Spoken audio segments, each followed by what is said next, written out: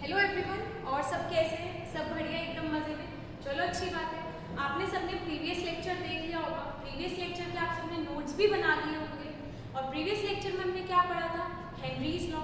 Henry's law सबको समझ आया होगा। उसके ऊपर बेस्ड जो मैंने क्वेश्चंस कराए थे वो भी आपको समझ आ गए होंगे। उसके बाद जो उसमें एनसीईआरटी मैंने आपको रीड करने के लिए बोली थी, सबने रीड कर ली होगी। ठीक है, चलो तो आज अपने नेक्स्ट लेक्चर की ओर बढ़ते हैं। और इस लेक्चर में आज हम क्या कवर करेंगे? आज हम इसमें पढ़ेंगे वेंट ऑफ फैक्टर। अब ये वेंट ऑफ फैक्टर क्या होता है इसे भी हम देखेंगे। तो आप लोगों को याद होगा हमने कॉलिगेटिव प्रॉपर्टीज पढ़ी थी। सबको याद है या नहीं? क्या पढ़ी थी हम लोगों ने? Colligative properties. अब ये कॉलिगेटिव प्रॉपर्टीज क्या होती है? मैंने क्या बताया था? कॉलिगेटिव प्रॉपर्टीज क्या होती है? जो कॉलिगेटिव प्रॉपर्टीज होती हैं वो किस पे डिपेंड करती हैं? वो अमाउंट ऑफ सब्सटेंस पे डिपेंड करती है। किस पे डिपेंड करती है? अमाउंट ऑफ सब्सटेंस पर, ना कि नेचर ऑफ द सब्सटेंस पर। ये मैंने बताया था कि वो किस पे डिपेंड करती है? अमाउंट ऑफ द सब्सटेंस पे डिपेंड करती है, ना कि नेचर ऑफ द सब्सटेंस पे। ये बात आप सबको याद होगी। ठीक है, अब इसमें हमने एक फॉर्मूला भी पढ़ा था आरएमपीपी में, relative lowering in vapour pressure. वो हमने पढ़ा था। उसमें हमने क्या पढ़ा था? Delta P upon P not is directly proportional to mole fraction of solute. क्या आप लोगों ने यही पढ़ा था? मैंने इसको ये बताया था P not A minus P A upon P not A is equals to mole fraction of solute. क्या मैंने आप सबको यही बताया था? क्या मैं उसको ऐसे लिख सकती हूँ? Delta P upon P not is directly proportional to mole fraction of solute. ठीक है, अब इसमें ये होता है क्या? अगर मैं इसमें सॉल्यूट बनाऊं तो क्या होगा? अगर मैं सॉल्यूट बनाऊंगी that means mole fraction of solute बढ़ेगा, और मोल फ्रैक्शन ऑफ सॉल्यूट बढ़ेगा तो आरएलबीपी भी क्या करेगा? इंक्रीज करेगा। इतने में किसी को कोई दिक्कत? ये सारा पुराना ही है, ये ऑलरेडी हम पढ़ चुके हैं। ठीक है, अगर अब इसकी कोई भी वैल्यू, अगर आपकी delta P upon P not की वैल्यू x आती है, फॉर एग्जाम्पल आपने ये कैलकुलेट करा और आपकी कोई भी वैल्यू x आ गई। ठीक है, अब मैं ये बोलूँ कि जो ये वैल्यू है ये मे भी ठीक नहीं है, ये ठीक हो भी सकती है और नहीं भी हो सकती है। अब ये चीज़ कौन डिसाइड करेगा? ये हमें कैसे पता चलेगा? अब ये हमें कैसे पता चलेगा? जो वेंट ऑफ फैक्टर है, जो I है, ये वेंट ऑफ फैक्टर क्या है आपका? I, और ये I किसने दिया है? वेंट ऑफ अंकल ने। तो अब ये वेंट ऑफ अंकल बताते हैं कि अब फॉर एग्जांपल, चलो मैं आपको एक चीज देती हूँ। अब मैंने 1 मोल NaCl लिया और जो मेरा NaCl है वो नॉन वॉलेटाइल है। जो मेरा NaCl है वो नॉन वॉलेटाइल, तो 1 मोल NaCl जो मैंने आपको बोला कि वो नॉन वॉलेटाइल है, आपने इसकी वैल्यू कैलकुलेट की और delta P by P not x आ गया। ठीक है, अगर इसमें अब एक बात करती हूँ मैं आपसे। क्या बात करते हैं? देखेंगे क्या बात करेंगे। इसमें अगर मैं ये बोलूँ कि आपको 1, अगर मैं इसको ऐसे लिख लूँ, on adding 1 mole NaCl in aqueous solution,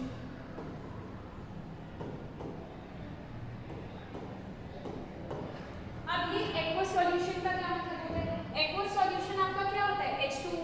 ठीक है, अगर मैं आपको ये बोलूँ कि मैंने 1 मोल NaCl कहाँ पर ऐड किया? aqueous solution में, दैट मीन्स H2O में, तो ये अपने आयंस में टूटेगा। अब ये आयंस में कैसे टूटेगा? ये हमें क्या देगा? 1 मोल NaCl लिखेंगे, 1 मोल। अगर मैं आपकी बात करूं, जैसे फॉर एग्जांपल मैं यहाँ पे आपको बता देती हूँ, ये H2O है, एक्वस सॉल्यूशन, इसमें आपने सॉल्यूट ऐड किया NaCl। अगर आपने NaCl को सॉल्वेंट में ऐड किया, H2O में ऐड किया, तो ये अपने आयंस में ब्रेक डाउन होगा, और ये अपने आयंस में ब्रेक डाउन होकर किस पे होगा? Na+ और Cl- में। तो क्या मैं ये बोल सकती हूँ जो आपने सॉल्यूट 1 मोल NaCl जो ऐड किया था, पानी में डालने के बाद, सॉल्वेंट में डालने के बाद क्या हुआ? जो NaCl 1 मोल था अब वो 2 मोल्स में कन्वर्ट हो गया। दैट मीन्स जब वो सॉल्यूट था, जब हमने उसको एक्वस सॉल्यूशन में नहीं डाला था तो वो 1 मोल था, बट जैसे ही एक्वस सॉल्यूशन में वो ऐड किया गया तो वो 2 मोल हो गया। ठीक है, गलत आई है, क्योंकि आपने तो 1 मोल सोच के इसको सॉल्व किया था। अब आपकी जो एग्जैक्ट वैल्यू आएगी, जब आप इसमें आई पुट करेंगे तब आपकी एग्जैक्ट वैल्यू आएगी। तो ये सब चीजें भी हम आगे देखेंगे, ठीक है। तो ये देखेंगे, तो क्या मैं इसको ये लिख सकती हूँ, 1 मोल NaCl gave 1 mole Na plus and 1 mole Cl minus ion in aqueous solution।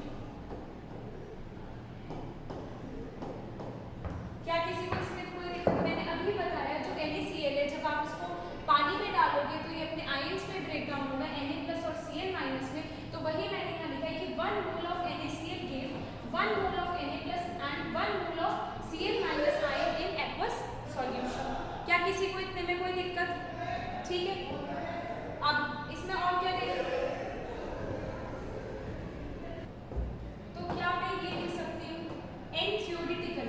तो आपका थ्योरेटिकल मोल्स कौन से होंगे? आपके जो थ्योरेटिकल मोल्स होंगे वो कौन से होंगे? वो होंगे नंबर ऑफ मोल्स एडेड, जो आपने नंबर ऑफ मोल ऐड किए, दैट मींस मैंने 1 मोल ऑफ NaCl ऐड किया एक्वस सॉल्यूशन में, तो n theoretical, that means n theoretical क्या होगा? 1 मोल इन केस ऑफ NaCl, ठीक। नंबर ऑफ मोल्स एडेड,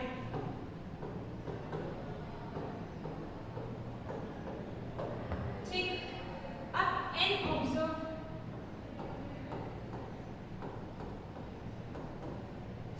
अब n ऑब्जर्व क्या होगा? n ऑब्जर्व वो वैल्यू होगी जब आपने 1 मोल को NaCl को जब आपने एक्वस सॉल्यूशन में डाला तो वो जब डिसॉल्व होकर कितने आयंस में टूटा, उससे आपको कितने मोल्स मिले, वो आपका क्या होगा? n ऑब्जर्व्ड होगा। तो आप इसमें क्या लिखेंगे? Number of finite moles in solution,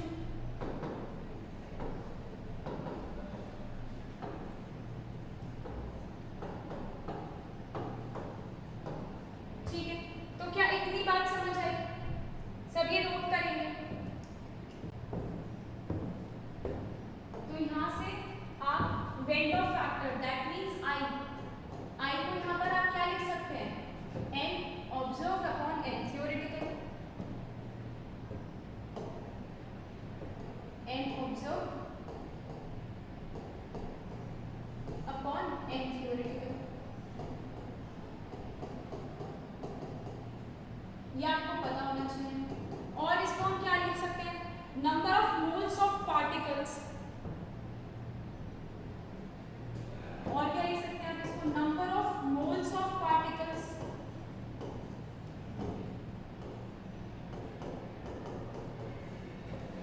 after dissociation या फिर एसोसिएशन। और क्या लिख सकते हैं आप इसको? Number of moles of particles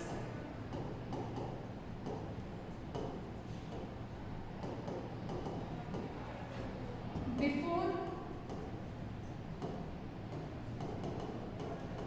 dissociation and association.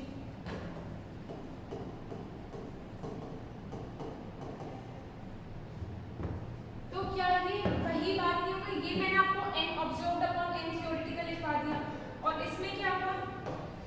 यहाँ पर मैंने क्या करा? आपको n observed upon n theoretical लिखवा दिया। इसी को ही मैंने लैंग्वेज में लिखा दिया, number of moles of particles after dissociation. Dissociation के बाद आपको कितने मिले?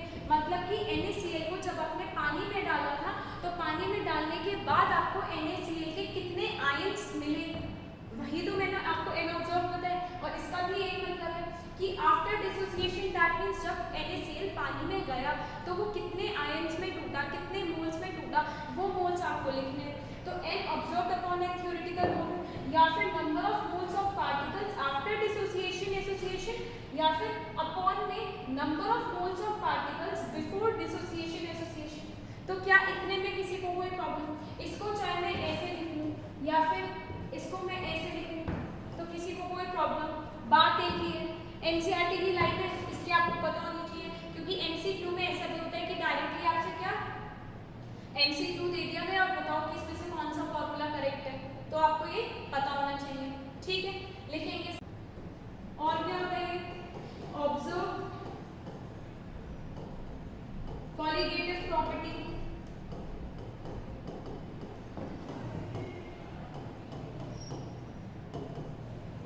Upon calculated colligative property.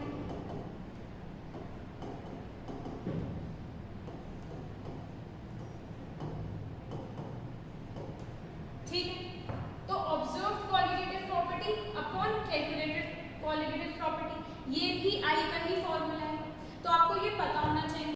अब लिखेंगे एक और formula, I is equals to, एक और लिखेंगे, नॉर्मल मोलर मास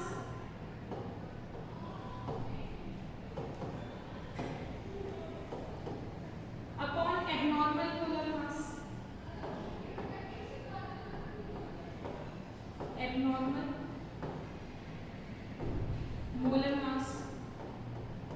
ठीक है, अब इसका क्या मतलब है, नॉर्मल मोलर मास और एबनॉर्मल मोलर मास। नॉर्मल मोलर मास वो मास होता है जो आपको पता होता है, जैसे कि यूरिया है, यूरिया का आपको पता है, या ग्लूकोज है, ग्लूकोज का 180 ग्राम होता है, तो आपको पता है, ये कैलकुलेटेड है। ठीक है, उसके बाद abnormal molar mass, abnormal molar मास वो वैल्यू होती है जो आपका एक्सपेक्टेड मोलर मास होता है या जो आपका एग्जैक्ट मोलर मास होता है, उससे वैल्यू या तो कम आए या ज्यादा आए। अगर ज्यादा या कम वैल्यू आ रही है मास की, मोलर मास की, तो वो क्या होगा, एबनॉर्मल मोलर मास।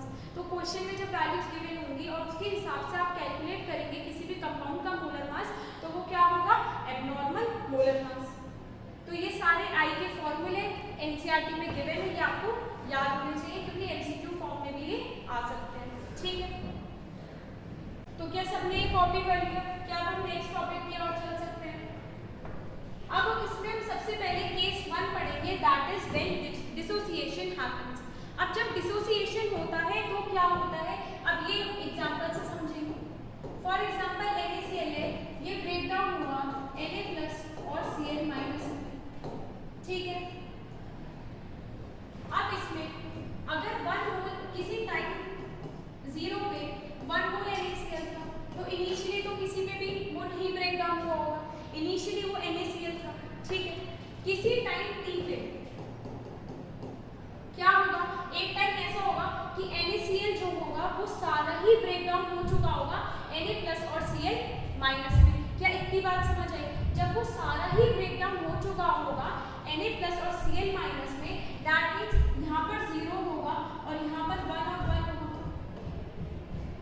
अगर एक NaCl है तो एक NaCl से हमें एक Na+ आयन मिलेगा और एक ही Cl- आयन मिलेगा, तो क्या मैं यहाँ पर 1 1 लिख सकती हूँ।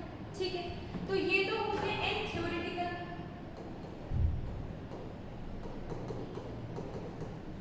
और ये क्या हो गया आपका n ऑब्जर्व। तो यहाँ से अगर आप i की वैल्यू कैलकुलेट करेंगे तो i की वैल्यू क्या आएगी, i is equals to n observe upon n theoretical. तो आपका n ऑब्जर्व क्या है, 1 + 1 2, और n थ्योरेटिकल क्या है आपका 1, तो आपका i क्या होगा 2। तो क्या किसी को इतने में कोई दिक्कत, क्या सबको ये बात समझ आई कि आप i कैसे कैलकुलेट करेंगे। अगर मैं एक इसके जनरल एक्सप्रेशन की बात करूं,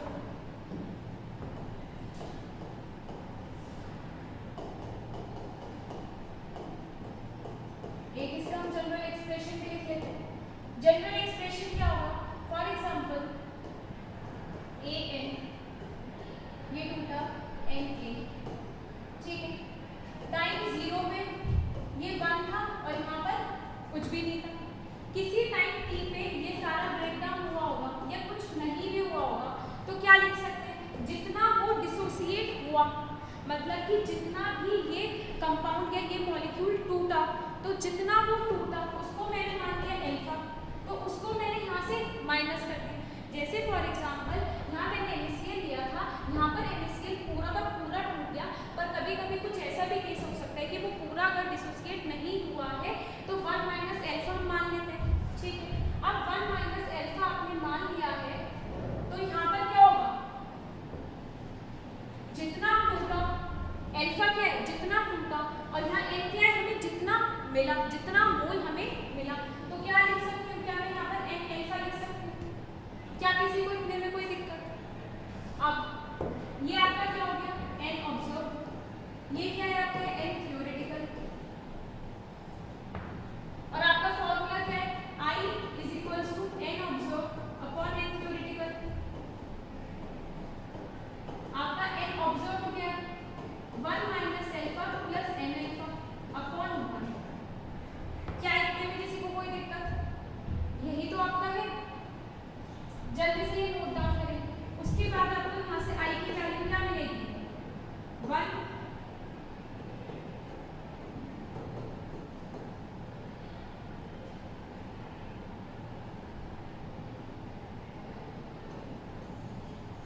this will be your I। और यहाँ पर आपका n तो कुछ भी हो सकता है, 1 2 3 4 कुछ भी हो सकता है, ठीक है। और अब यहाँ पर ये एल्फा क्या है, एल्फा क्या है आपका, ये degree of dissociation, degree of dissociation, ठीक है। और जो आपका डिसोसिएशन होता है, डिसोसिएशन के केस में I की जो वैल्यू होती है अधिकतर क्या, ऑलवेज लेसर देन 1 होती है, ये बात भी आप नोट करेंगे।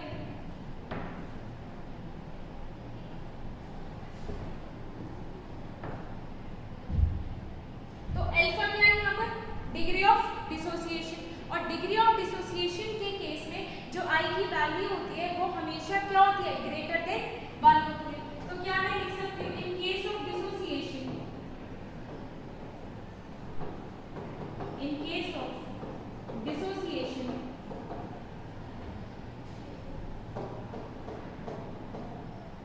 in case of dissociation I is greater than 1। क्या ये बात सबको समझ आई? सब कॉपी करेंगे। क्या आप सेकंड केस की बात कर सकते हैं? देखेंगे आपका सेकंड केस, NaCl दिया है और NaCl का अल्फा आपको दिया है 100% और आपको इसमें I निकालने के लिए बोला है, तो आप कैसे निकालोगे? I is equals to 1 plus n minus 1 alpha, ये आपका फॉर्मूला। अल्फा अगर 100% दिया है, दैट मीन्स अल्फा की वैल्यू क्या होगी, 100/100, तो अल्फा क्या हो गया 1। क्या इतने में किसी को कोई प्रॉब्लम? तो I is equals to 1 plus, अब n की वैल्यू आप क्या रखेंगे, n की वैल्यू वो होगी नंबर ऑफ मोल्स, तो NaCl को जब आप एक्वस सॉल्यूशन में डाल रहे हैं, अल्फा मतलब कि डिग्री ऑफ डिसोसिएशन, वो डिसोसिएट तो हो रहा है, तो जो आपका NaCl है वो डिसोसिएट होके Na प्लस और Cl माइनस दे रहा है, तो n की वैल्यू क्या होगी, 2 होगी।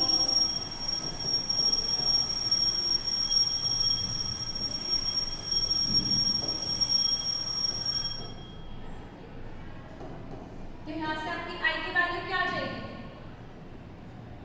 2। क्या किसी को इतने में कोई दिक्कत? क्या ये सबको समझ आया? अगर मैं एक और आपको क्वेश्चन दूं, पहले ये कॉपी करेंगे, Na2SO4, Na2SO4 के केस में कैसे करेंगे, Na2SO4 दिया है और मैंने आपसे डायरेक्टली I पूछ लिया, तो अगर आपको क्वेश्चन में कुछ भी गिवन ना हो, अगर आपको क्वेश्चन में कुछ भी गिवन ना हो तो अल्फा आपको खुद से ही 100% मानना है। अगर आप अल्फा खुद से ही 100% मानते हैं तो अल्फा की वैल्यू क्या होगी, 1, ठीक है। और Na2SO4 किसमें ब्रेक डाउन होगा, 2Na प्लस SO4 2 माइनस में। क्या इतने में प्रॉब्लम किसी को? अब I इज इक्वल टू क्या होगा, 1 प्लस n माइनस 1 अल्फा, तो I की वैल्यू क्या होगी, 1 प्लस n की वैल्यू क्या होगी, 2Na प्लस क्या आएगा, एक SO4 2 माइनस का आएगा, तो n क्या होगा, 3 माइनस 1 अल्फा। अल्फा की वैल्यू क्या रखेंगे, अगर कुछ भी गिवन ना हो तो खुद से ही 100% डिसोसिएशन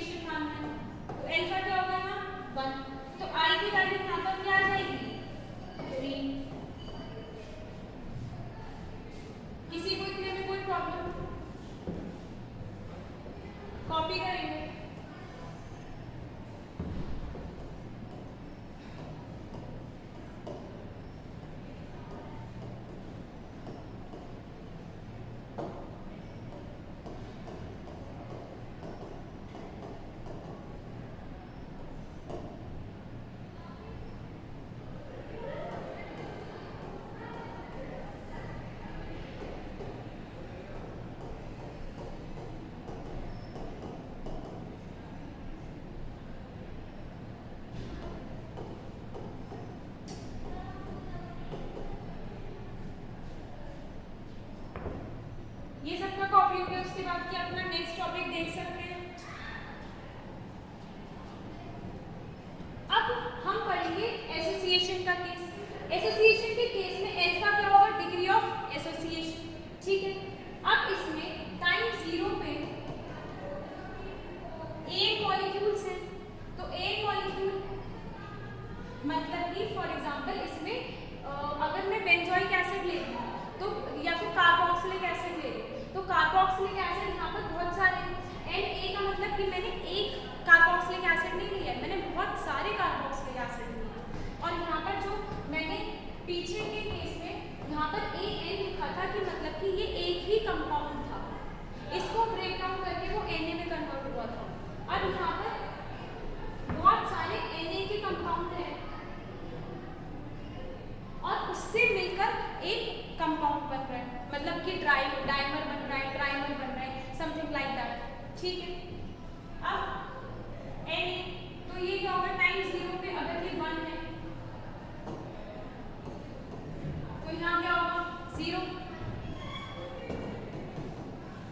कुछ टाइम बाद वो एसोसिएट होना स्टार्ट हुआ होगा, तो जितना वो एसोसिएट हुआ उतना मैंने माइनस कर दिया। ये क्या? Degree of association. तो जितना वो एसोसिएट हुआ उतना मैंने उसमें से माइनस कर दिया, और जितना वो एसोसिएट हो चुका है उसको मैं क्या लिखूंगी? Alpha by n. तो ये क्या हो गया? N theoretical. ये आपका क्या हो गया? N observe. तो आई आपका क्या होता है? N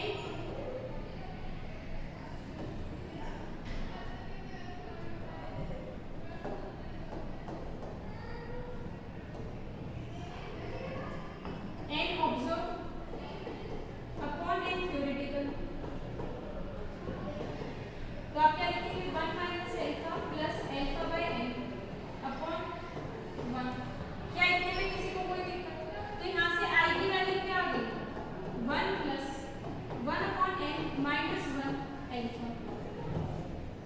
this will be our answer. तो आई यहाँ पर क्या होगा? 1 plus 1 upon n minus 1 alpha. और यहाँ पर अल्फा क्या है? अल्फा यहाँ पर क्या है? जल्दी से मुझे बताइए। यहाँ पर अल्फा है डिग्री ऑफ एसोसिएशन, ठीक है। और क्या मैं इसमें ये बात बोल सकती हूँ? In case of association, in case of association जो मेरा आई होगा वो लेसर देन 1 होगा। क्या इतने में किसी को कोई दिक्कत? तो आपको दो फॉर्मूले बहुत अच्छे से याद रखने हैं। एक तो ये वाला फॉर्मूला, डिग्री ऑफ डिसोसिएशन के केस में आई की वैल्यू आप कैसे कैलकुलेट करेंगे, और डिग्री ऑफ एसोसिएशन के केस में आप आई की वैल्यू कैसे कैलकुलेट करेंगे। ये दोनों फॉर्मूला आपको टिप्स पे याद होना चाहिए, ठीक है। अब इस केस में एन क्या है ये आप देखेंगे। जो मैंने यहाँ पर i is equals to 1 plus 1 upon n minus 1 alpha formula लिखा है, इस केस में एन क्या है ये लिखेंगे सब फटाफट से। Number of solute particles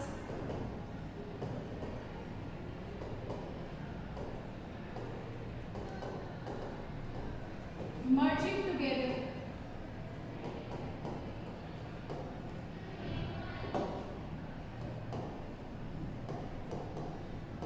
number of solute particles merging together from one particle.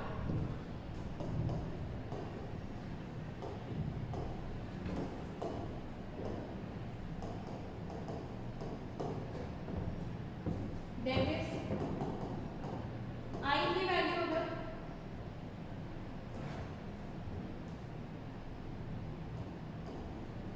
अगर I की वैल्यू 2 है तो दैट मीन्स डाइमर बन रहा है। अगर I की वैल्यू 3 है दैट मीन्स ट्राइमर बन रहा है। यहाँ पर एक नोट लिखेंगे, लिखेंगे कार्बोक्सिलिक एसिड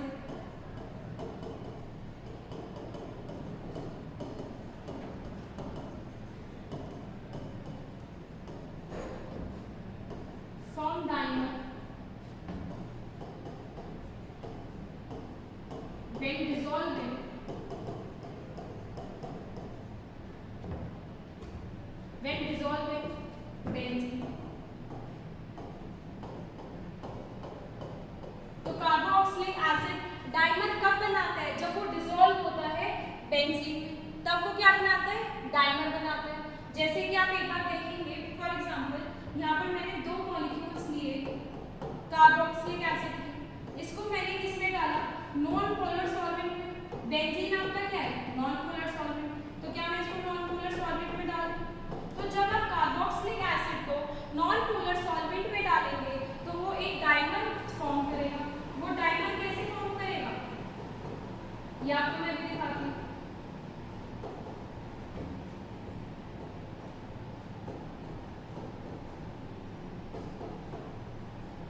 ठीक है,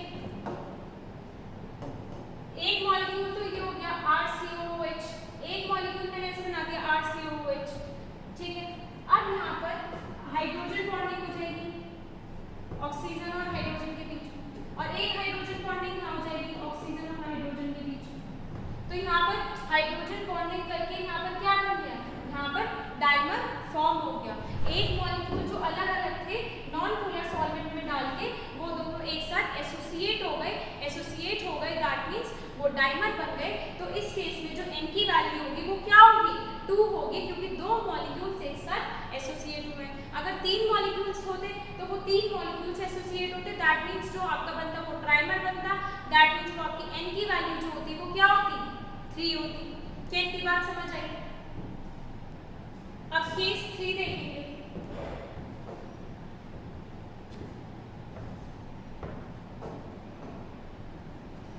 केस 3 देखेंगे।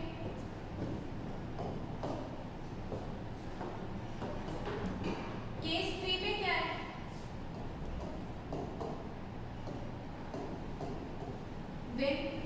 when no dissociation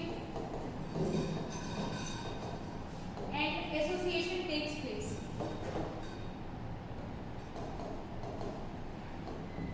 and association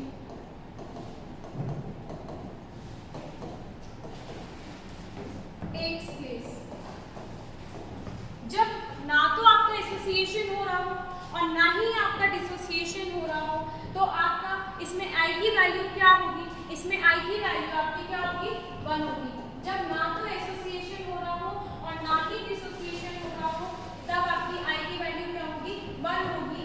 इसमें फॉर एग्जांपल अगर ग्लूकोज है या बेंजीन है, अगर आपका सॉल्यूट बेंजीन है या फिर ग्लूकोज है, तो इस केस में क्या होगा, आपकी जो I की वैल्यू होगी वो क्या होगी, 1 होगी। ठीक है, क्योंकि ना तो वो डिसोसिएट हो रहा है और ना ही वो एसोसिएट हो रहा है। इतनी बात समझ आई? तो अब अगर हम चाहते हैं, जो हमने क्वालिटेटिव प्रॉपर्टीज पढ़ी हैं और जो हम उनका आंसर कैलकुलेट कर रहे थे, वो आपके एग्जैक्ट आंसर्स आए, ना तो वो कम आए ना ही वो ज्यादा है, तो उसके लिए आपको क्या पढ़ना पड़ेगा, उसके लिए आपको क्वालिटेटिव प्रॉपर्टीज में I फैक्टर सब जगह इंक्लूड करना पड़ेगा। और कहाँ पर इंक्लूड करेंगे आप, सॉल्यूट की जगह पर, जहाँ पर मोल्स ऑफ सॉल्यूट है वहीं पर ही उसकी मल्टीप्लाई I से कराएंगे। सॉल्यूट में क्यों कराएंगे, सॉल्वेंट में क्यों नहीं कराएंगे, ये आप मुझे बताएंगे। सॉल्यूट में हम इसलिए कराएंगे क्योंकि जब आप सॉल्यूट को सॉल्वेंट में डालते हो तभी वो या तो एसोसिएट हो रहा होता है या वो डिसोसिएट हो रहा होता है, तो तभी वो I की वैल्यू आपकी कम ज़्यादा होती है। ठीक है, तो तभी जो भी फर्क पड़ रहा है वो आपके सॉल्यूट पे फर्क पड़ता है, सॉल्वेंट पे कोई फर्क नहीं पड़ता। इसलिए जब आप I की मल्टीप्लाई कराते हैं तो वो आप सॉल्यूट में कराते हैं, ना कि सॉल्वेंट में। क्या इतनी बात समझ आई?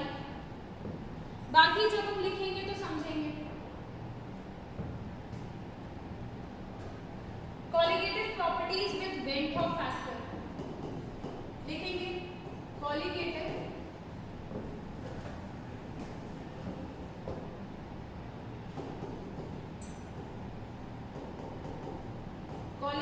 properties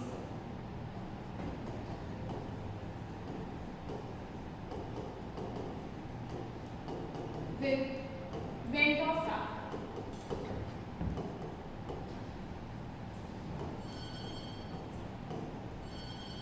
ठीक है, अब qualitative properties with Venn of factor, इसमें सबसे पहले हमने क्या पढ़ा था, RLBT। RLBT में क्या था, relative lowering in vapour pressure. तो इसमें मैंने आपको क्या बताया था, जो आपका डेल्टा P होगा, delta P upon P not is equals to mole fraction of solute तो यहाँ मैं मोल फ्रैक्शन ऑफ सॉल्यूट को क्या लिख सकती हूँ, moles of solute upon moles of solute plus moles of solvent. अब इस केस में क्या होगा, इस केस में क्या होगा, आपकी जो I की मल्टीप्लाई होगी वो सॉल्यूट में होगी, दैट मींस यहाँ पर भी I की मल्टीप्लाई होगी n मोल्स ऑफ सॉल्यूट, और यहाँ पर भी यहाँ पर भी जो मोल्स ऑफ सॉल्यूट है यहाँ पर भी I की मल्टीप्लाई होगी, दैट मींस, और सॉल्वेंट में नहीं होगी, कहाँ पर होगी, सिर्फ सॉल्यूट में, ठीक है। तो I into moles of solute plus moles of solvent as it is रहेगा, इसमें कोई भी I की मल्टीप्लाई नहीं होगी, जो मल्टीप्लाई होगी वो सिर्फ सॉल्यूट में, मोल्स ऑफ सॉल्यूट के साथ ही I की मल्टीप्लाई होगी। ये बात आपको याद रखनी है। क्या इतनी बात समझ आई?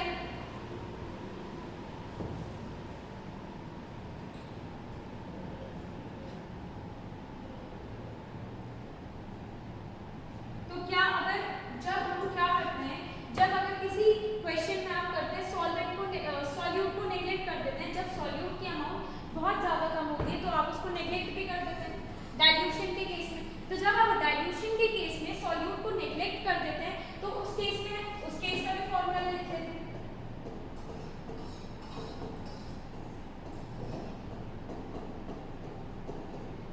ये इसलिए बताया है क्योंकि अगर आप यहाँ पर सॉल्यूट को नेग्लेक्ट कर रहे हैं तो I की मल्टीप्लाई सिर्फ ऊपर होगी, सॉल्यूट के साथ होगी, सॉल्वेंट के साथ नहीं होगी। क्या इतनी बात समझ आई? अब नेक्स्ट देखेंगे,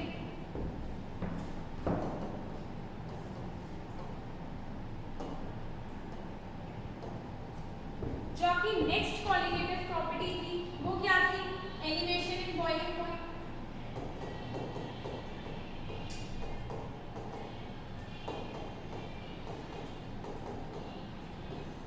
एलिवेशन इन बॉइलिंग पॉइंट का फॉर्मूला क्या था, delta TV is equals to Kb into l, ये आपका फॉर्मूला था।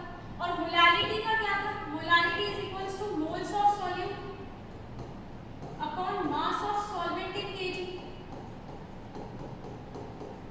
यही था। तो I की मल्टीप्लाई यहाँ पर मैं किस में कराऊंगी, मोल्स ऑफ सॉल्यूट में कराऊंगी। तो I moles of solute upon mass of solvent in kg, यही होगा। I की मल्टीप्लाई सिर्फ मैं मोल्स ऑफ सॉल्यूट के साथ ही तो कराऊंगी, तो जब इसके साथ कराऊंगी तो आपका यहाँ से फॉर्मूला क्या बनेगा, delta Tb is equals to I Kb m. क्या इतने में किसी को कोई दिक्कत? आपका जो moles of solute upon mass of solvent in kg, ये तो मोलालिटी ही है, और यहाँ पर I की मैंने मल्टीप्लाई कराई है, तो I into Kb into m. क्या इतने में किसी को कोई प्रॉब्लम?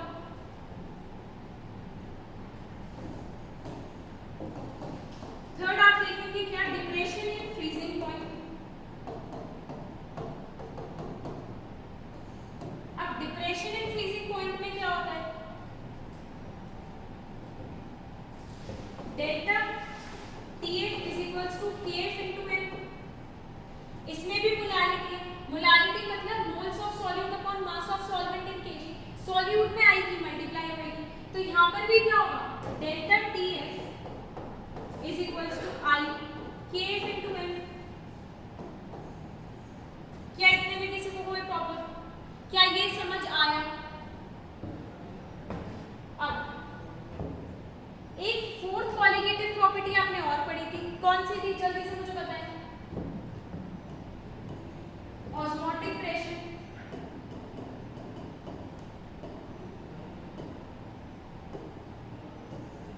ऑस्मोटिक प्रेशर में आपने क्या पढ़ा था, N is equals to CRT। N को आपने क्या बोला था, N अपॉन V RT।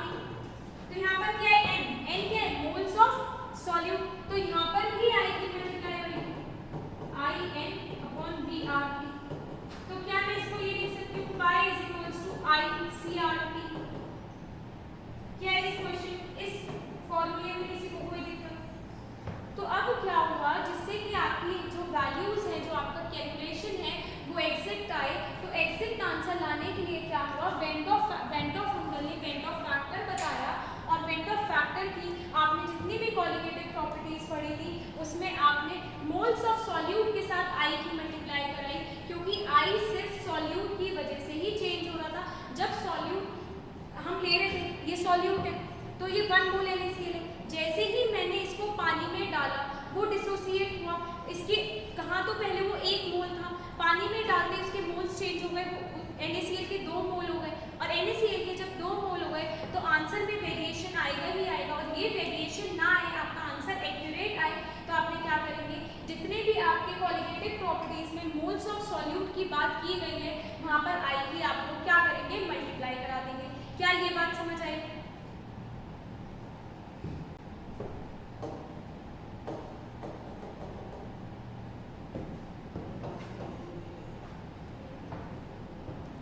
क्या अब हम कुछ क्वेश्चन प्रैक्टिस कर सकते हैं? तो कुछ क्वेश्चन देख लेते हैं।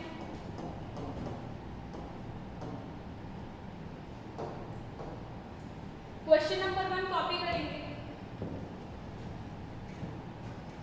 If relative decrease in vapour pressure is 0.4 for a solution, आपको क्या दे रखा है, relative decrease in vapour pressure, that means आपको क्या गिवन है, आपको गिवन है delta P upon P not is equals to 0.4, ये आपको गिवन है।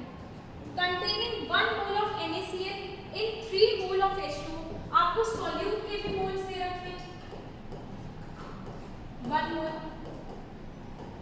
आपको सॉल्वेंट के भी मोल्स दे रखे हैं, दैट इज 3 मोल, ठीक। इन 3 मोल H2 NaCl is dash percent ionised, तो वो कितना परसेंट आयनाइज्ड होगा ये आपको कैलकुलेट करना है, दैट मींस आपको अल्फा निकालना है, ठीक है। तो आप ये कैसे निकालेंगे, delta P upon P not is equals moles of solute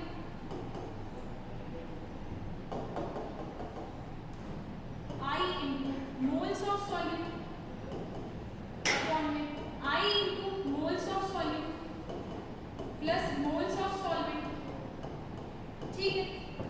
delta P by P not आपको क्या दे रखा है, 0.4 is equals to moles of solute 1 upon, और I भी है साथ में तो I की मल्टीप्लाई करेंगे, और यहाँ पर भी 1I लिखेंगे, प्लस मोल्स ऑफ सॉल्वेंट क्या है आपके 3 है।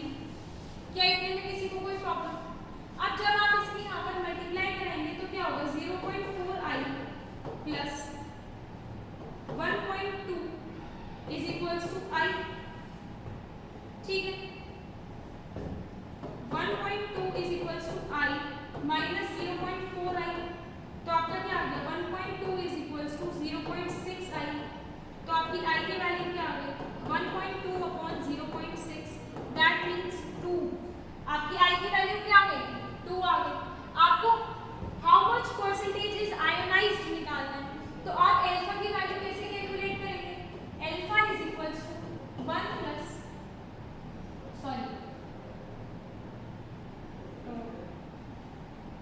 I is equals to 1 plus n minus 1 alpha, I की वैल्यू आपको पता है 2 is equals to 1 plus n, n क्या है, NaCl कितने में टूट रहा है, Na प्लस और Cl माइनस में, तो n क्या होगा 2 माइनस 1 अल्फा, तो 2 is equals to 1 plus alpha,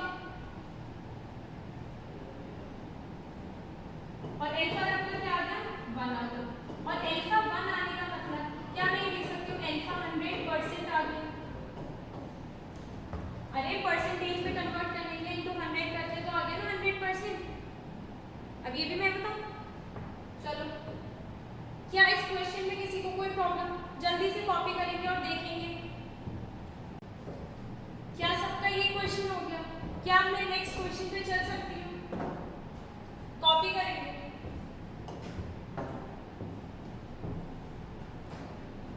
What mass of NaCl, आपको मास कैलकुलेट करना है NaCl का, तो आपको मास कैलकुलेट करना है किसका, NaCl का, ठीक है। मोलर मास आपको गिवन है, must be dissolved in 65 gram of water to lower the freezing point by 7.5 degree Celsius, that means delta TF आपको गिवन है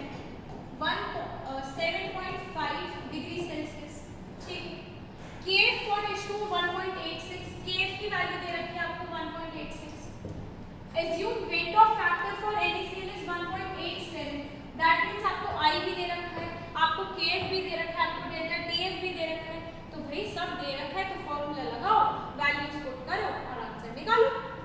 तो आप कौन सा फॉर्मूला लगाएंगे? Delta TF is equals to I KF into L। ये आपको दे रखा है 7.5, I आपको दे रखा है 1.87 इनटू KF आपको क्या दे रखा है 1.86 इनटू मोलारिटी। क्या मोलारिटी आप खुद से कैलकुलेट कर सकते हैं? Molarity is equals to moles of solute. Moles of solute क्या है? गिवन मास आपको ये निकालना है, मास ऑफ NaCl आपको निकालना है upon molar mass. Molar mass of NaCl क्या है? 58.5। ये आपको क्वेश्चन में गिवन है, अदरवाइज आपको पता भी होना चाहिए। नहीं दिया हो तो ये नहीं होना चाहिए कि हमें तो पता ही नहीं है, ये आपको पता होना चाहिए। Na का क्या होता है 23, Cl का क्या होता है 35.5, ऐड करेंगे 58.5, ठीक है। उसके बाद अब moles of solute upon mass of solvent in KG. Solvent कितना है 65 ग्राम। अब सॉल्वेंट है क्या H2O वाटर, तो वाटर का मोलर मास कितना होता है 80। तो मैं मोलारिटी को ऐसे लिख सकती हूँ weight of NaCl upon 58.5 into 18/65। Molarity की वैल्यू एज इट इज अगर मैं यहाँ पुट कर दूं, weight of NaCl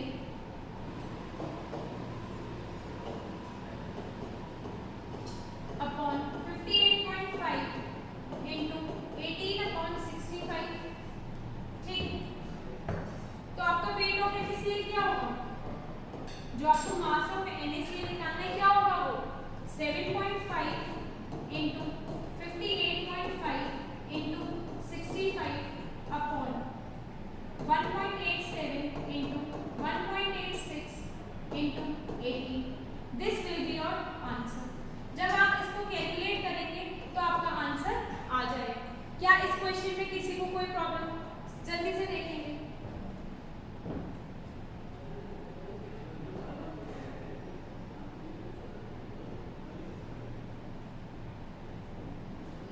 Now come to the next question.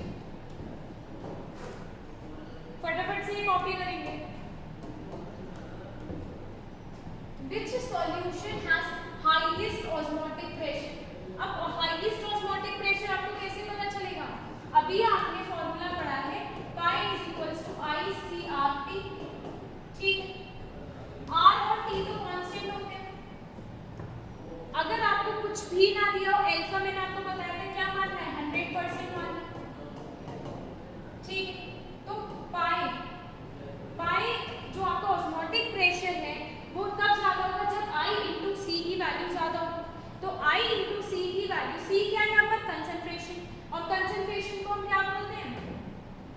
Concentration को हम क्या बोलते हैं N/V, और N/V आपका क्या है मोलारिटी। और यहाँ आपको सारी क्या दे रखी है इस क्वेश्चन में? मोलारिटी दे रखी है, ठीक है। क्या इसमें कोई दिक्कत? ये सबको समझ आएगा। तो आप क्या करेंगे I इंटू C करेंगे, तो जिसकी I इंटू C की वैल्यू ज्यादा होगी उसका ही ऑस्मोटिक प्रेशर भी ज्यादा होगा। अब I कैसे कैलकुलेट करेंगे? जब आपकी अल्फा 100% हो, जब आपको ना पता हो अल्फा क्या है, तो आप अल्फा 100% मानते हैं, ये मैंने आपको पीछे बताया था। अब आपने अल्फा 100% माना है, तो जो आपकी N की वैल्यू होगी वही आपकी I की वैल्यू होगी, ठीक है। तो देखते हैं NaCl की किस I की वैल्यू क्या होगी?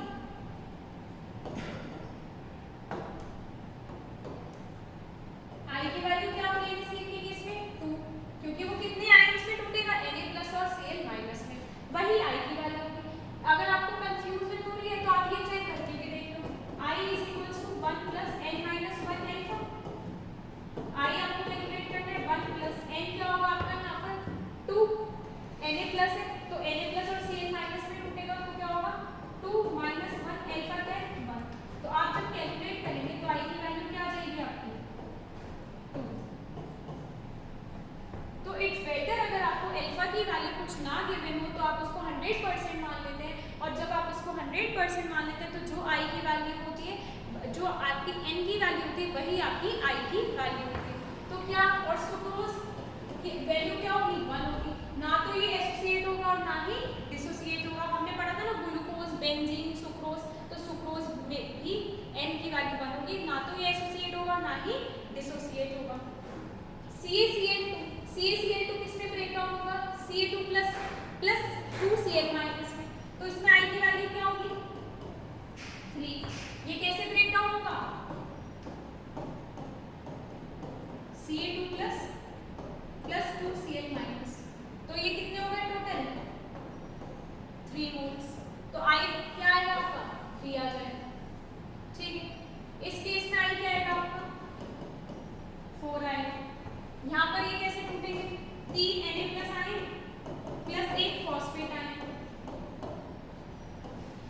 ठीक है, तो किसी को इतने में कोई प्रॉब्लम?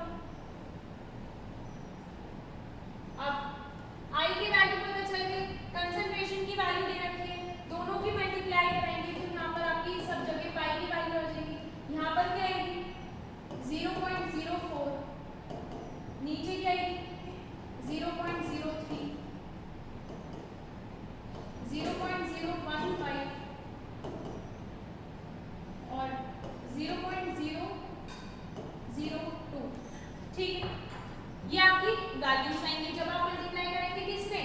I की C में। I की वैल्यू हमने निकाल ली और C की वैल्यू आपको इसमें गिवन है। ठीक है, अब जिसकी वैल्यू ज्यादा होगी उसका ऑस्मोटिक प्रेशर ज्यादा होगा, तो यहाँ पर सबसे ज्यादा वैल्यू किसकी है? 0.02 मोलर NaCl, क्योंकि यहाँ पर सबसे ज्यादा किसकी वैल्यू है? 0.04, यही तो ज्यादा है सबसे, तो A will be your answer. किसी को इतने में कोई दिक्कत? अगर यही मैं इसमें आपसे क्या पूछ लेती कि आप मुझे ऑस्मोटिक प्रेशर की जगह क्या बताओ? एलिवेशन इन बॉइलिंग पॉइंट बताओ, किसका ज्यादा होगा? या फिर मैं पूछ लेती बॉइलिंग पॉइंट बताओ, किसका ज्यादा होगा? तो अगर मैं एलिवेशन इन बॉइलिंग पॉइंट पूछती हूँ तो क्या होगा? Delta TV is equals to I kb into m। ठीक है, इतने में किसी को कोई प्रॉब्लम? kb की वैल्यू कांस्टेंट रहती है, I और m। मोलारिटी, अब आप बोलोगे कि मैम इसमें फॉर्मूले में तो मोलारिटी है बट क्वेश्चन में मोलारिटी दे रखी है। आप कंसंट्रेशन देखो कितनी कम है, तो जब आपका सॉल्यूशन वेरी डाइल्यूट होता है, बहुत ही ज्यादा डाइल्यूट होता है, मैंने जब आपको ये पढ़ाया था डिप्रेशन इन फ्रीजिंग पॉइंट और एलिवेशन इन बॉइलिंग पॉइंट, तो मैंने आपको बताया था बहुत ज्यादा डाइल्यूट सॉल्यूशन के लिए मोलारिटी जो होती है वो मोलारिटी के इक्वल होती है, मैंने ये बात बताई थी। तो अब वही चीज यहाँ पर अप्लाई होगी, तो जो आप डेल्टा टीवी की आपको वैल्यू पता चलेगी वो किससे पता चलेगी? IM से, और IM में जो आपने अभी I की वैल्यू कैलकुलेट करी वो रखेंगे और जो आपकी मोलारिटी की वैल्यू वो रख देंगे। ये कोई नहीं बोलेगा कि मैम यहाँ मोलारिटी और यहाँ मोलारिटी दे रखी है, आप वही मल्टीप्लाई करेंगे, क्योंकि ये बात आपको पता है। मैं लिखवा देती हूँ, for very dilute solution, for very dilute solution molarity is equals to molarity। तो यहाँ पर मोलारिटी की जगह मैं मोलारिटी की सारी वैल्यूज मल्टीप्लाई करूंगी, तो जो आपका आंसर ऑस्मोटिक प्रेशर के लिए आया है वही सेम आंसर आपका एलिवेशन इन बॉइलिंग पॉइंट के लिए भी आएगा और बॉइलिंग पॉइंट के लिए भी आएगा। तो क्या इतनी बात समझ आई? तो ये क्वेश्चन भी हो जाएगा। तो एक क्वेश्चन में मैंने आपको 2 क्वेश्चन कवर करवा दिए कि अगर ऑस्मोटिक प्रेशर की जगह एलिवेशन इन बॉइलिंग पॉइंट पूछा जाता तो आप कैसे करते, बॉइलिंग पॉइंट पूछा जाए तो आप कैसे करेंगे। सेम ही मेथड है, delta TV directly proportional to I, तो जिसकी I into m करेंगे तो जिसकी वैल्यू ज्यादा होगी वही उसका आंसर होगा। ठीक है, सब कॉपी करेंगे। अब हम अपने नेक्स्ट क्वेश्चन पे आए, कॉपी करेंगे। अब देख ये थोड़ा सा अलग क्वेश्चन है, ऑस्मोटिक प्रेशर का case, elevation in boiling point का केस और बॉइलिंग पॉइंट का केस तीनों सेम है। ठीक है, किसी में कोई दिक्कत नहीं है। Even depression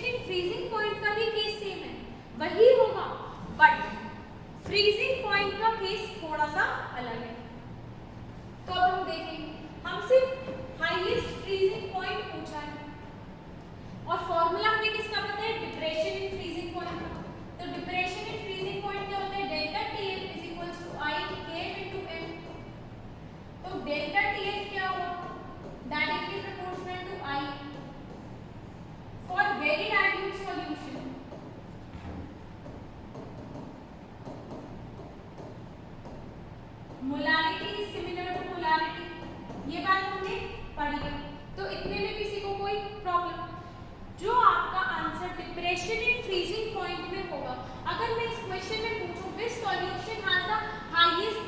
which solution has the highest depression in freezing point, तो उसमें क्या होगा आंसर? सिंपली ऐसे ही आएगा जैसे आपने पीछे कैलकुलेट करा था, ठीक है। पर फ्रीजिंग पॉइंट में इसका अपोजिट हो जाएगा। अब हम इसे देखेंगे। पहले हम एक काम करते हैं, डिप्रेशन इन फ्रीजिंग पॉइंट की अकॉर्डिंगली ही निकाल लेते हैं। तो यहाँ पर अगर अल्फा कुछ भी ना दिया हो तो अल्फा 1 मानना है, और जब अल्फा 1 है तो i = n हो जाता है, ठीक है। तो i की वैल्यू यहाँ पर क्या होगी 2, यहाँ पर क्या होगी 3 और यहाँ पर क्या होगी 5। इतने में कोई दिक्कत? जैसे Al2 ये कैसे टूटेगा? 2Al + 3 + 3SO4 2 - ये ऐसे टूटेगा। तो 2 तो Al3+ के आयंस हो गए, 3 आपके सल्फेट के आयंस हो गए, तो टोटल मिला के कितने हो गए 5। इसलिए i की वैल्यू क्या आ गई 5। क्या इतने में किसी को कोई दिक्कत?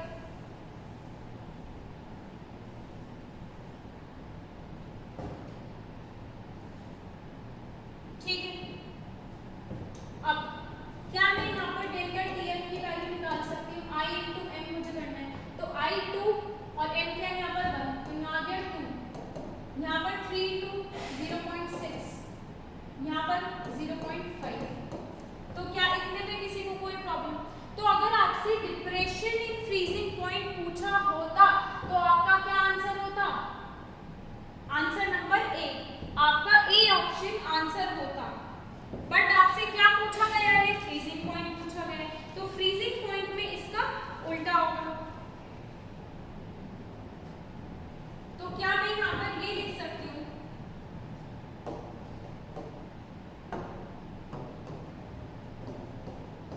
1 molar KCl has the highest depression in freezing point,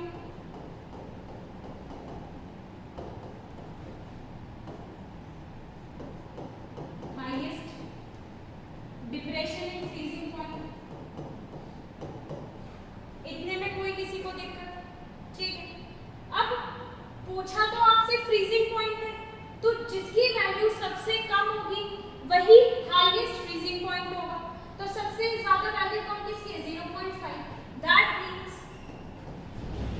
0.1 molar Al2SO4 का whole price has the highest freezing point, has the highest freezing point. क्या इतनी बात समझ आई? तो इसमें क्या हुआ, आपका जो डिप्रेशन इन फ्रीजिंग पॉइंट है वो तो क्या आया? जिसकी वैल्यू सबसे ज्यादा थी, और फ्रीजिंग पॉइंट हाईएस्ट किसका आया? जिसकी वैल्यू सबसे कम थी। क्या ये बात समझ आई? सब नोट करेंगे।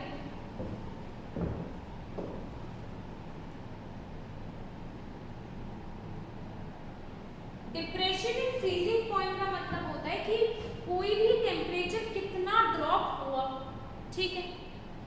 और जो फ्रीजिंग पॉइंट होता है, फ्रीजिंग पॉइंट वो पॉइंट होता है जिस पॉइंट पे, जिस टेम्परेचर पे वो एग्जैक्टली फ्रीज हो रहा है।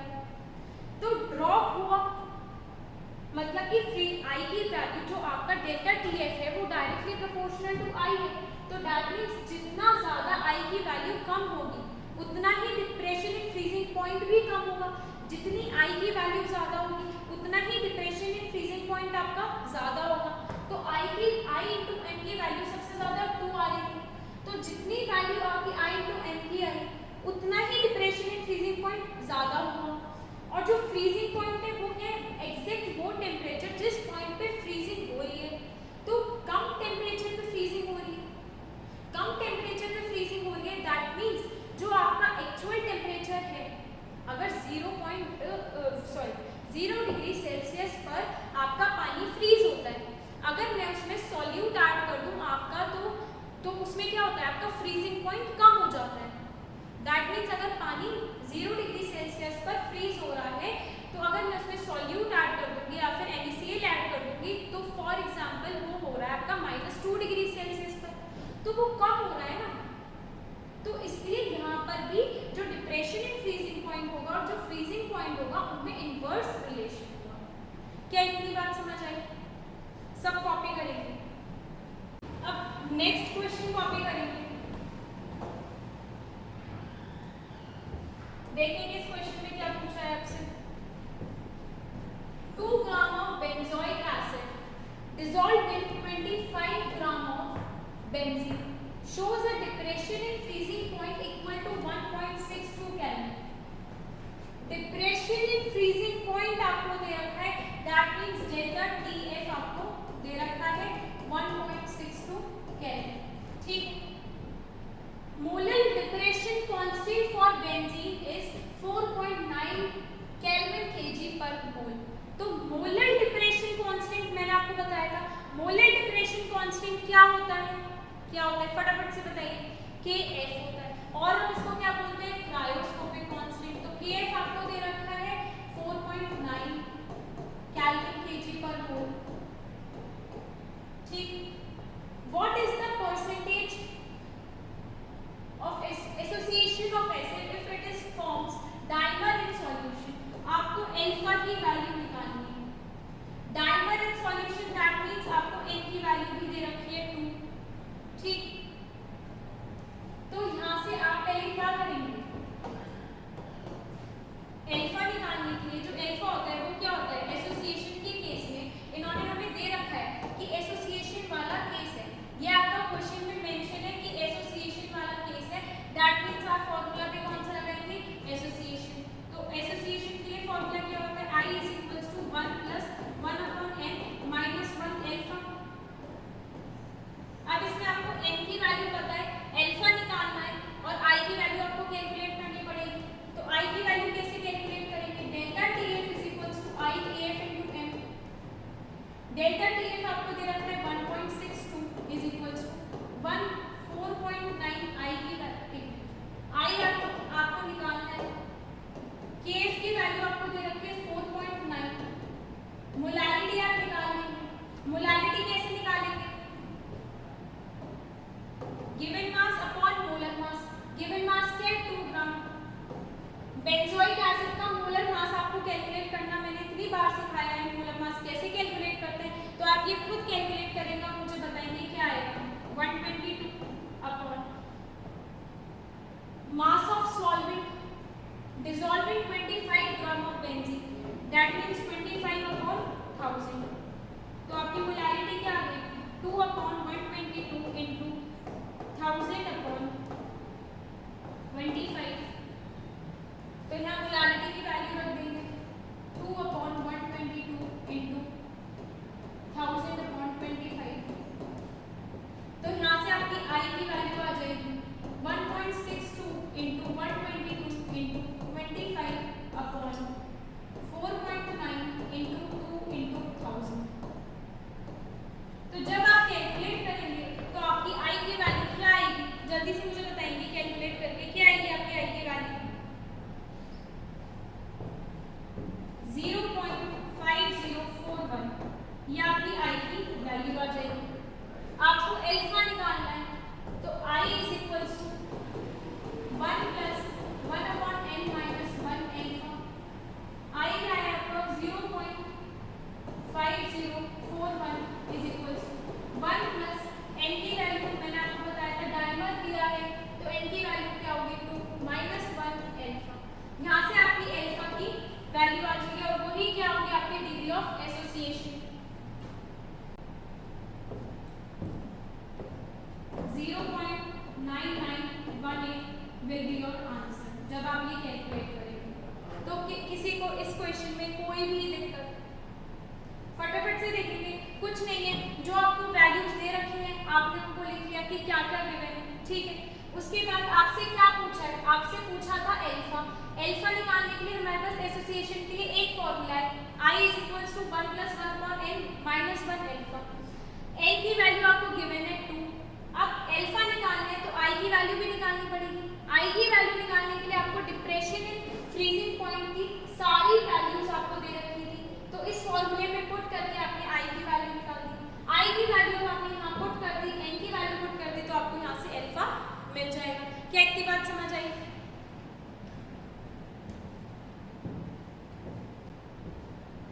नेक्स्ट क्वेश्चन देखेंगे।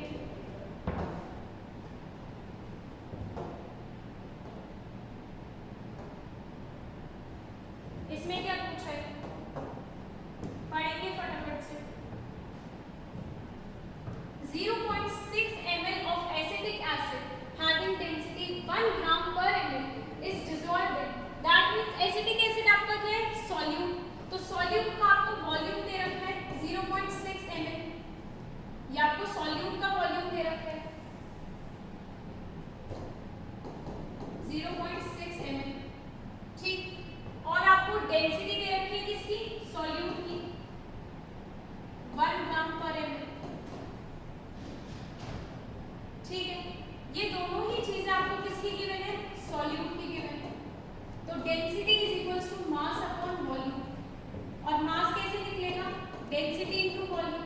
तो यहाँ से आप मास कैलकुलेट कर लेंगे, मास ऑफ सॉल्यूट आपका कैसे आएगा, डेंसिटी इनटू वॉल्यूम करके। डेंसिटी भी सॉल्यूट की गिवन है, वॉल्यूम भी सॉल्यूट की गिवन है, तो मास भी आपका किसका आएगा, सॉल्यूट का ही आएगा। तो जब आप 0.6 इंटू 1 करेंगे तो क्या आएगा, 0.6।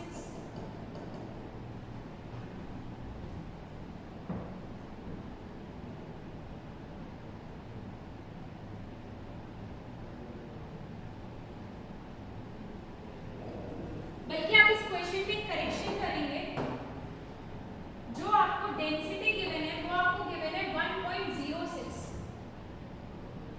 यहाँ पर लिख लेंगे 1.06 आपको डेंसिटी गिवन है, तो यहाँ पर भी आप 1.06 ही करेंगे। डेंसिटी आपको कितनी गिवन है क्वेश्चन में, 1.06 ग्राम पर एम, तो यहाँ पर भी 1.0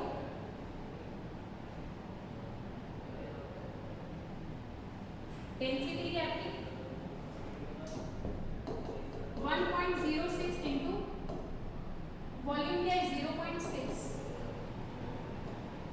तो जब आप इसको मल्टीप्लाई करेंगे तो आपकी क्या आएगा, मास ऑफ सॉल्यूट आपका क्या आएगा, 0.636 ग्राम, ठीक है।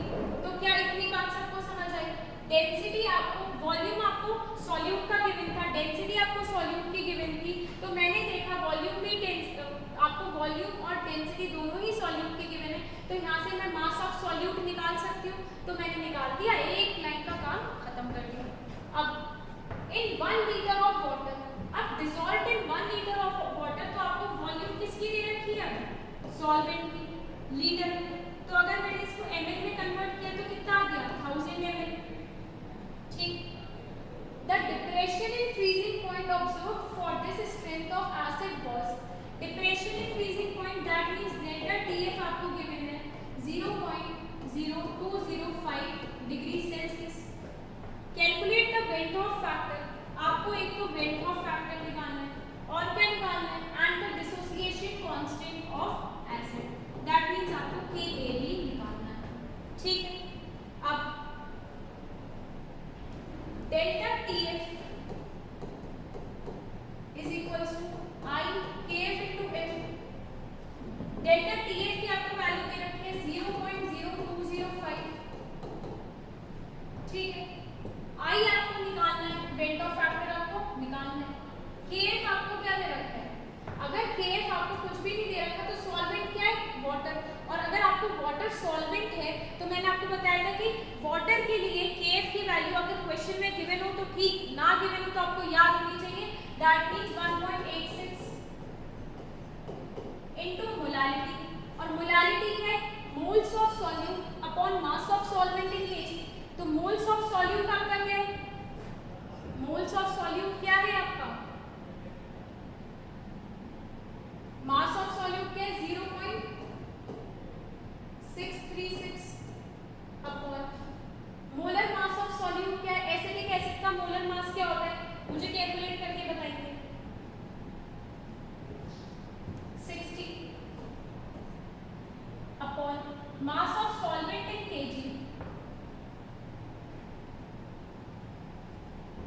तो अगर मैं बल्कि मोल्स ऑफ सॉल्यूट निकाल के यहाँ पर से मोल्स ऑफ सॉल्यूट हम साइड में कैलकुलेट कर लेते हैं। मोल्स ऑफ सॉल्यूट क्या है,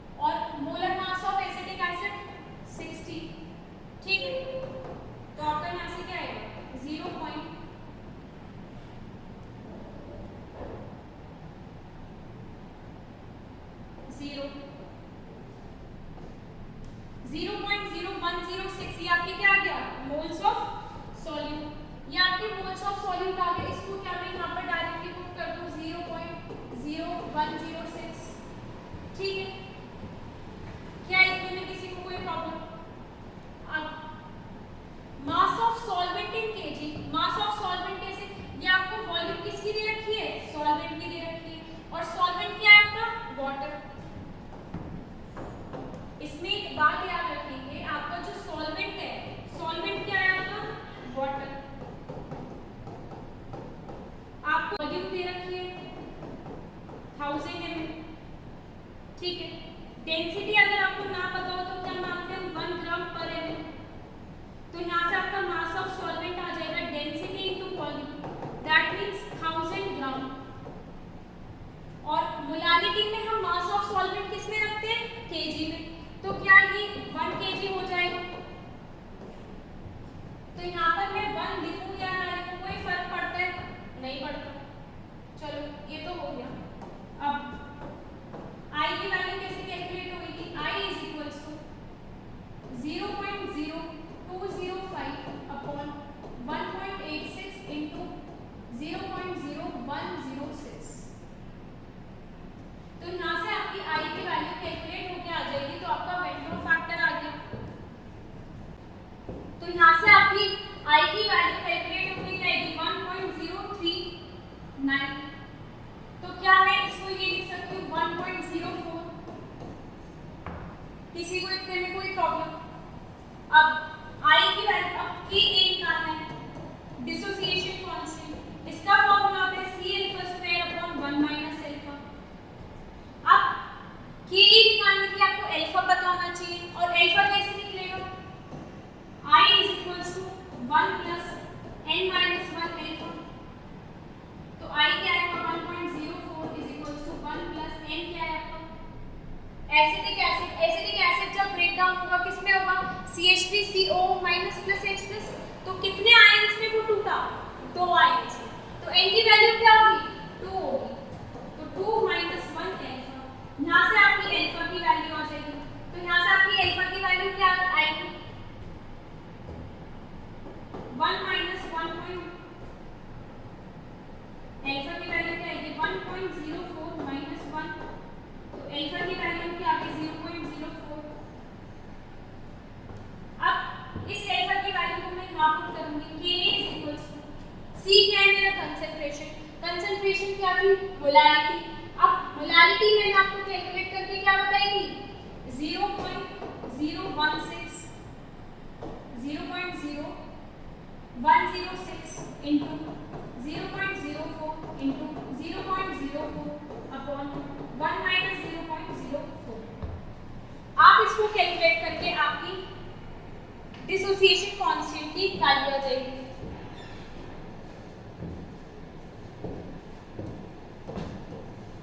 this will be your answer.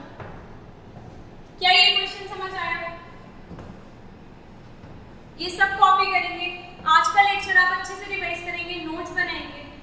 तब तक के लिए bye bye, keep learning and keep copying, ठीक है।